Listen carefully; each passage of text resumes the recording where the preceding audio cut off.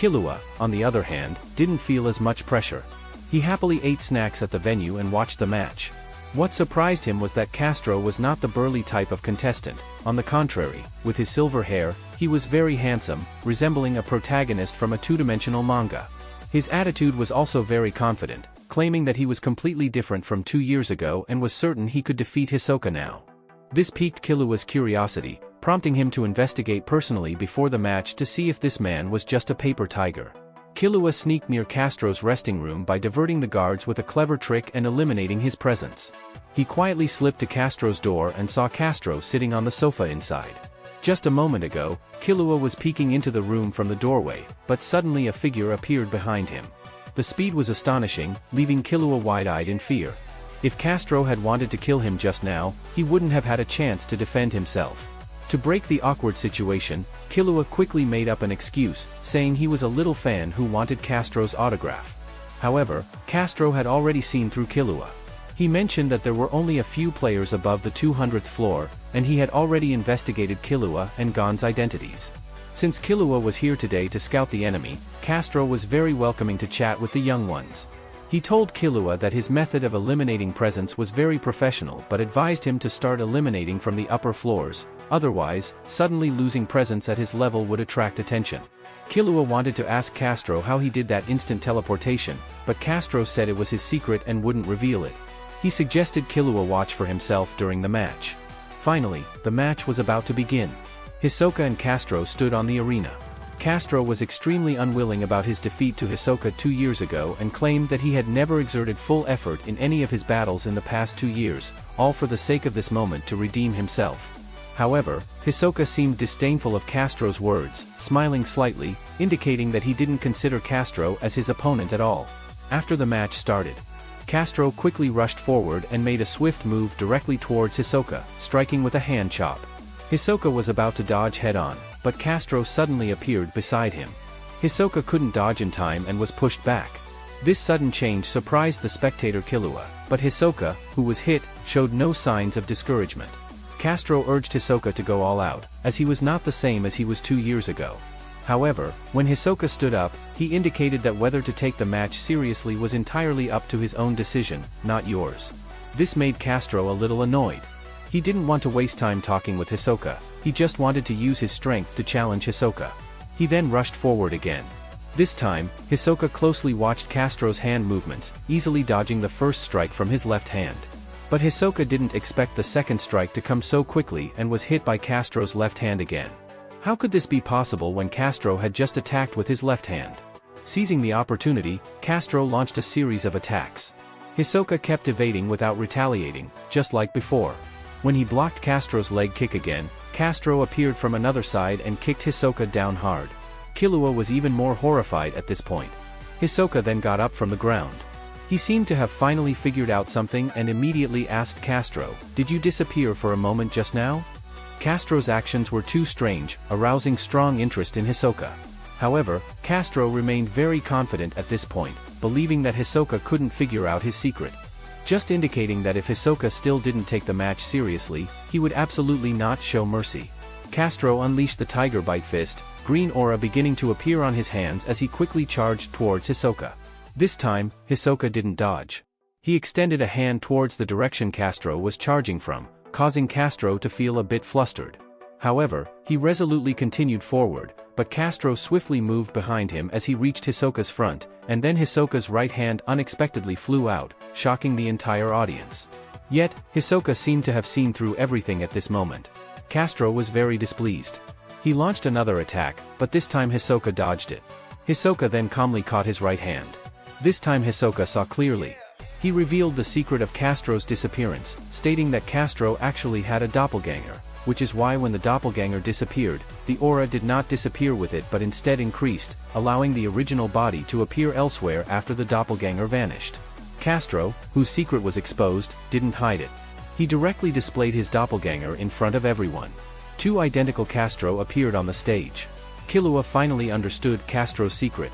In fact, when Castro attacked, there was a moment when Killua felt 2 figures overlapping. So, it was a doppelganger.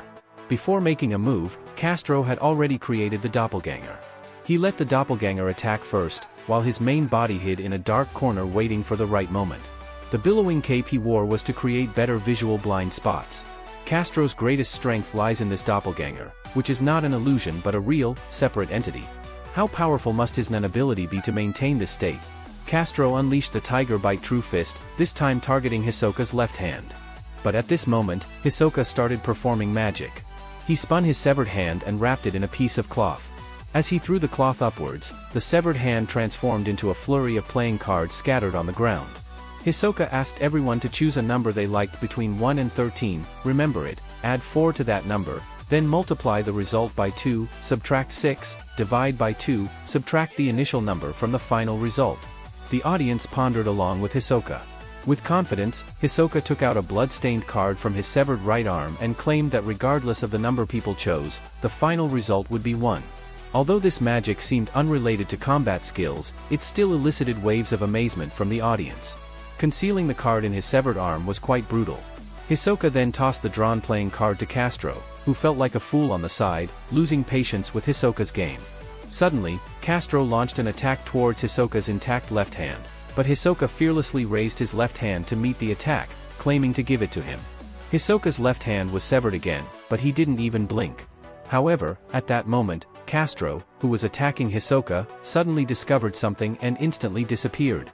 Indeed, it was a clone. Hisoka slightly disappointedly took out his right hand from behind. Surprisingly, the right hand, which was just bloody and mangled, was now completely unharmed, as if the previous severed cut had never existed. Hisoka's ability was truly as magical as magic. Castro was completely at a loss now, only able to watch as Hisoka walked towards him, trying to guess what his next move would be: attack, attack, or attack. Hisoka calmly tells Castro that he has already figured out the secret of the clone. Even the next attack route is clear to him. It's really regrettable. 2 years ago, he thought Castro were a talent worth cultivating, that's why he spared his life. Unable to hold back any longer, Castro creates a clone and both figures attack Hisoka together. Unexpectedly, Hisoka keenly captures Castro's real body this time. Castro's eyes tremble. Hisoka tells Castro that even though the clone can be summoned at will during battle, the newly created clone is still different from the original body. The original body, after several battles, is already covered in dirt. Hisoka is displeased that Castro is unaware of even this. Looking at Hisoka's cold eyes, Castro finally rushes forward with a fierce expression. However, he instantly receives a heavy blow from Hisoka's suddenly flying severed arm.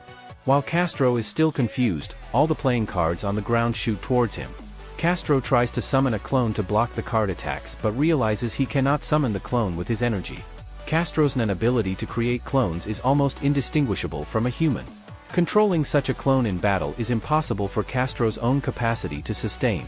Hisoka had already foreseen this. In the end, Castro is pierced all over by the playing cards, lying on the ground unable to get up. Hisoka successfully wins this match. Hisoka comes to the Phantom Troop with his severed hand to have Maki repair it. Maki is very curious as Hisoka's opponent is not strong, so there was no need to break his hand. Why did he do it then? Later, in Hisoka's excited gaze, Maki swiftly sews his severed hand back on using Nen stitches. The speed of her technique is so fast that one cannot see how she threaded the needle. In the blink of an eye, the severed hand is successfully reattached to the arm and can be used normally on the spot. No wonder Hisoka was so fearless in mutilating his own body, turns out he had such an excellent surgeon backing him up. However, even though Hisoka's arm was successfully reattached, the scars could not be eliminated in a short time. Hisoka then used a trick called light and thin illusion. This move can turn aura into advanced replica paintings, which can be used to cover up the marks on the skin perfectly. Hisoka's Nen ability is called bungee gum, and on stage, he performs magic tricks using this move. When the playing cards are scattered all over the place, Hisoka actually uses a handkerchief for magic tricks and his severed hand, sticking them separately to the floor and ceiling with bungee gum. The playing cards he previously scattered are also fixed to the ground by Hisoka and stuck to his left hand through bungee gum. When he throws the ace of spades towards Castro, Hisoka has already attached aura to Castro's body, which is why the playing cards later automatically attack Castro.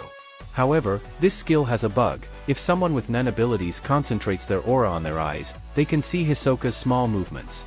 That's why Hisoka intentionally performs magic tricks to attract Castro's attention and occasionally taunts him verbally, causing Castro to fall into extreme self-doubt. When Hisoka previously reached out his left hand and said he wanted to give it to Castro, he actually fixed bungee gum on Castro's face, which is also the reason why Castro was suddenly hit in the jaw by the flying severed arm later. And when Castro cut off Hisoka's left arm, Hisoka also used bungee gum and the light and thin illusion to combine the severed right hand from the ceiling with the handkerchief on the ground. So, looking at Hisoka's set of skills, most of them are actually illusions. If Castro can stay calm, observe more, and think more, he shouldn't have such a tragic ending. Hisoka's magic tricks are meant to confuse the opponent, and the verbal threats and taunts are to make Castro completely lose his composure. Maki chatted with Hisoka for a while and was already impatient. She picked up her baggage and was ready to leave. Before leaving, Maki informed Hisoka that the Phantom Troops' orders had changed. Before noon on August 30th, all members must gather in York New City. The leader should also be there. Maki told Hisoka to make sure to be present as this would be the biggest collective activity of the Phantom Troop in recent years. Not only Gon and the others were curious about Hisoka, even Maki, Hisoka's former colleague, didn't understand him. At this moment, this enigmatic man was taking a shower. He scratched his back and took off the number 4 spider tattoo from his back. It turned out that this tattoo was disguised with a thin illusion. Hisoka felt like he had found a new toy. It was almost time for the troop to go hunting. 2 months had finally passed. On this day, Gon and Killua came to Wing's house together to practice Nen abilities with him. Wing first praised Gon for truly keeping his promise and not secretly practicing Nen abilities for 2 months. Killua was curious why Wing knew that Gon hadn't been secretly training. Wing then asked Gon to try activating Ren to see if there were any changes. Gon closed his eyes and meditated. The aura gradually began to flow around him. Wing exclaimed in surprise. Gon's aura was flowing very steadily, appearing even stronger than before. Gon himself was also puzzled by this. Why, after neglecting practice for 2 months, was activating Ren now easier and more natural than before? Wing explained that during these 2 months, Gon had been diligently cultivating his character every day, making it easier to activate Nen abilities. Wing then asked Gon to look at his own little finger. The string tied to the tip of his finger was actually breaking inch by inch. So that's how he knew Gon hadn't been practicing Nen. Next, Wing turned on the TV and together with Gon, they studied Hisoka's match. Wing had seen through all of Hisoka's tricks. He told Gon and the others that Hisoka was simultaneously emitting a thin thread made of aura while throwing playing cards. However, Gon, Killua, and Zushi couldn't see it. So now, Wing's assignment for Gon and the others is to practice seeing through Hisoka's concealment. Wing asked Zushi to demonstrate for Gon and Killua. Zushi followed Wing's instructions and concentrated all his aura on his eyes, and indeed saw the thin thread emitted by Hisoka. Wing then told Gon and Killua that they needed to first learn to practice, and then learn the application techniques of practicing. This way, they could research Hisoka's strange abilities on their own. However, Wing couldn't guarantee if they could use abilities similar to Hisoka's because everyone's Nen abilities are different. So Wing advised Gon and Killua not to imitate others' abilities but to recognize their own talents and find their own abilities, which is the key. Gon and Killua are still young and everything is not set in stone. They should work hard to cultivate themselves, exert all their efforts in training, and also spend time enjoying life. Only then can they find their best Nen abilities. After leaving Wing Place, the 3 children started to work hard. They decided to continue practicing Nen abilities in Gon's room. However, when the elevator they were in was about to reach the 200th floor, they felt a malicious aura approaching. When the elevator doors opened, the threesome in fancy clothes were waiting for Gon and the others in the corridor. Besides the Red Cloak who had fought with Gon before, there were also Squinting Eyes and Pineapple Head. Squinting Eyes wanted to know when Killua and the others would compete next, as they were confident in Gon and Killua. Gon then told Squinting Eyes that he would compete on June 10th, but Squinting Eyes' deadline for the battle was May 29th. Therefore, he hoped Gon could cooperate with his schedule. However, Killua had no intention of dealing with this shameless person and left with Gon and Zushi. However, Slanted Eyes were sly at this time, and no one knew what cunning idea he had come up with. The 3 children continued to practice their Nen abilities. In a short while, Gon and Killua had basically mastered the training techniques, but their proficiency was still not high. Just this scared Zushi to death. Are these 2 people superheroes? How can they progress so quickly? If this continues, there won't be anything left for him to teach them. Seeing that Gon and Killua were about to continue their training, Zushi was terrified. He quickly told Gon and Killua to rest their bodies well, as it was also a way of training. Fortunately, Gon and Killua didn't think much about it and happily accepted this advice. In fact, Zushi felt that if Gon and Killua surpassed his years of achievements in half a day, he would have no face left. Zushi left the Heavens Arena, but little did he know that slanted eyes were following him with an evil look. So when he walked into a dark alley, he was suddenly trapped by a burst of energy and felt unable to move, quickly losing consciousness. At this moment, Slanted Eyes walked out from the darkness and handed Zushi over to Pineapple Head and Red Cloak. He took off one of Zushi's shoes, intending to use it to threaten Gon to fight him. But just as Slanted Eyes were happy, Killua suddenly appeared behind them. It turned out that he had long seen through Slanted Eyes and their plan. Killua contemptuously told Slanted Eyes that even without using despicable means, they could still fight them and even win. Slanted Eyes were very pleased. He asked Killua to quickly register with them. As long as he registered, he could return Zushi to Killua. Killua followed the eccentric trio to the registration office. Cooperating with a wink, they set the date of the competition on May 29th. The trio kept their promise and returned Zushi to Killua. Killua told the trio not to use similar despicable means again. This is the first and last time. If he finds them using such means again, Killua will not be able to resist solving them in his own way. The trio agreed readily, but little did they know that as soon as Killua left, the Red Cloak placed Zushi's shoe in front of Gon's door.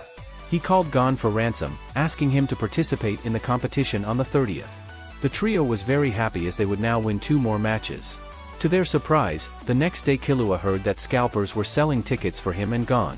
Their opponents all had winks in their eyes. It seems that the Slanted Eyes were still using tricks to deal with Gon. Killua was furious. When he came to Wing's house to practice, he found Gon there too. At this point, Killua re-watched the videotape of Hisoka. Now he could successfully see Hisoka's lines. Wing was very happy.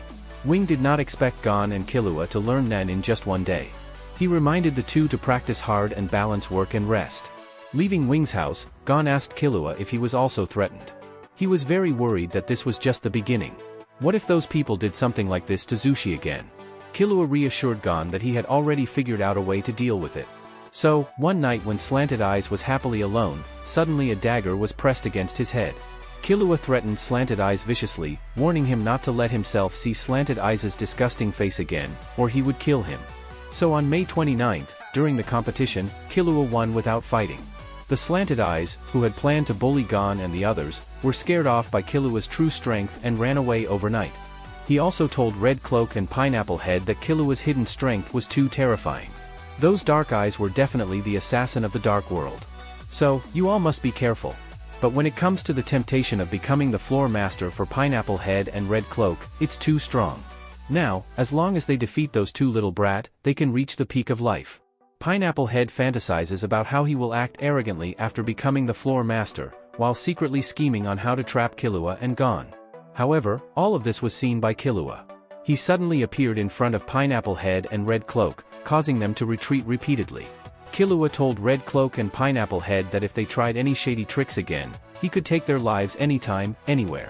Pineapple Head and Red Cloak immediately backed down and decided to have a fair fight. Due to Slanted Eyes running away overnight, Killua naturally won the match on May 30th without a fight. Now, Gon and Killua have more time to practice their Nen abilities. They spend all day practicing at Wing Place. Wing is very satisfied with the two of them. They no longer need any advice and let Gon and Killua think about how to win the next match on their own. Gon is still fighting Red Cloak, this time with a fishing rod as a weapon. As soon as the match started, Gon charged towards Red Cloak with the fishing rod. But Red Cloak seemed to know what Gon was up to and transformed himself into a huge red spinning top. Now Gon couldn't get close or launch an attack on him. Red Cloak then spun around and shot countless small spinning tops at Gon. Unlike his previous battle waltz, these spinning tops were like whirlwinds rushing towards Gon at high speed. But Gon stood his ground without dodging. The stage was instantly filled with smoke. When the smoke cleared, all the spinning tops had disappeared, but Gon stood unscathed on the stage. Gon's move caused the audience to gasp in amazement. In just 2 months, Gon's defensive ability had improved significantly. He could actually withstand the spinning tops' attacks head-on. Red Cloak was truly flustered. Watching from the sidelines, Killua understood clearly that Gon's strength was enough to shatter all the spinning tops with a fishing rod. The reason he chose to confront them head-on was to deliver a greater mental blow to his opponents. Next, it was Gon's turn to attack. He picked up the fishing rod and assumed an offensive stance. Red Cloak remained unfazed. Wasn't Gon just trying to hook himself to force himself to stop spinning? So when Gon's hook flew towards him, Red Cloak quickly increased his spinning speed. As a result, the hook landed on Red Cloak's body and bounced off onto the ground. Red Cloak was feeling quite pleased at this moment. However, Gon's target was never Red Cloak. He then exerted force with both arms. The hook actually lifted the tiles under Red Cloak's feet. Red Cloak, who was happily spinning, suddenly found himself unable to spin anymore as his feet were lifted off the ground. He was then heavily hit by the falling tiles. Terrified, Red Cloak looked at Gon's sinister face and quickly surrendered. But Gon didn't give him a chance. He ruthlessly punched and directly broke the prosthetic limb under Red Cloak. Gon warned Red Cloak that if he dared to target Zushi again, he would smash his head. Next is Killua's match. His opponent is Pineapple Head. At the start of the battle, Killua instantly leaped into the air with a quick step.